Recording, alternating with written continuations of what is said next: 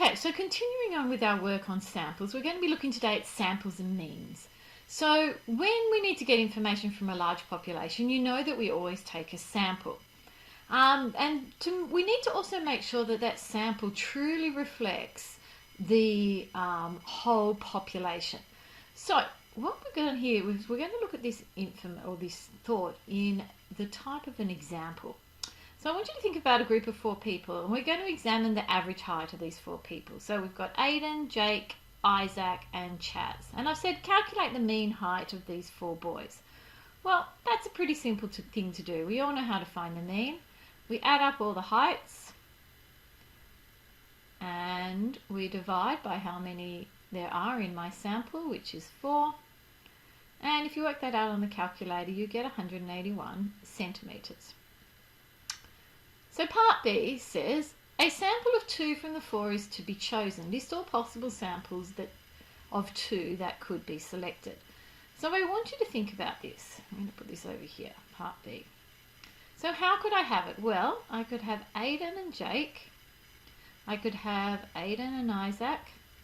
I could have Aidan and Chaz. I could have Jake and Isaac. I could have Jake and Chaz. I could have Isaac and Chaz.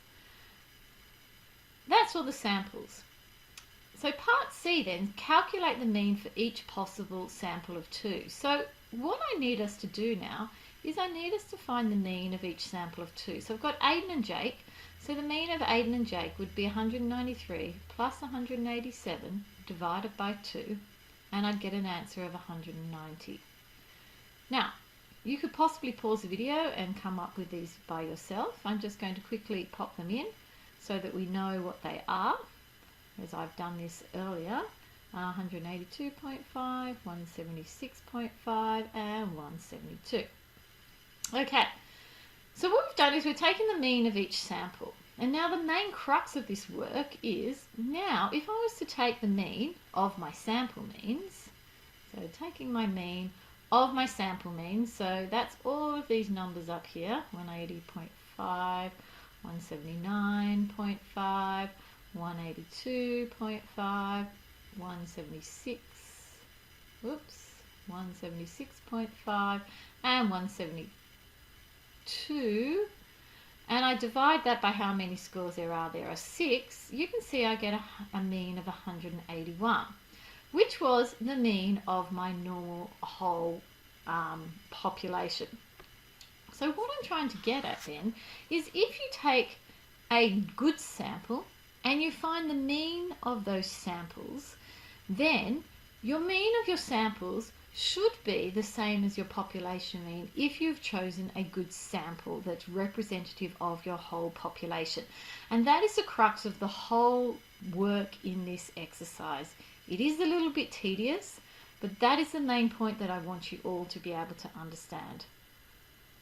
Okay, so let's have a look at it. It says, what can be seen here is the mean of each possible sample of 2 is equal to the mean of the entire population.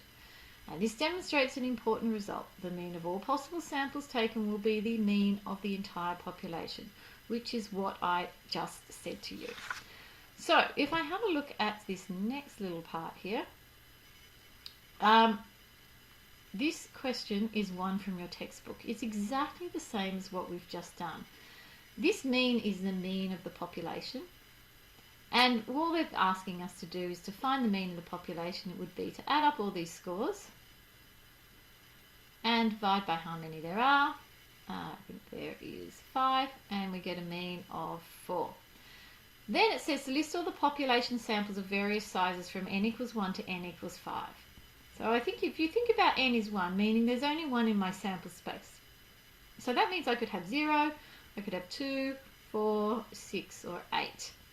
Now if my sample size was made up of groups of 2, my sample size would change. So I'd have 0 and 2 as one lot, 0 and 4, 0 and 6, 0 and 8. And I'd have 2 and 4, 2 and 6, and 2 and 8. And I'd have 4 and 6, and 4 and 8. And I'd have 6 and 8. Because remember, 8 and 6 and 6 and 8 are the same things, which is why I'm only listing one lot of samples. And then we do that again for n equals 3. And so you can imagine it would be 0, 2 and 4, 0, 4 and 6, 0, 4 and 8, and so on. And we do it for n equals 4.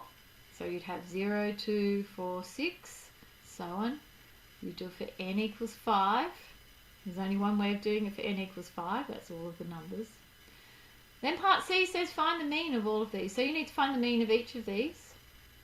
So the mean of 0 is 0. The mean of 2 is 2.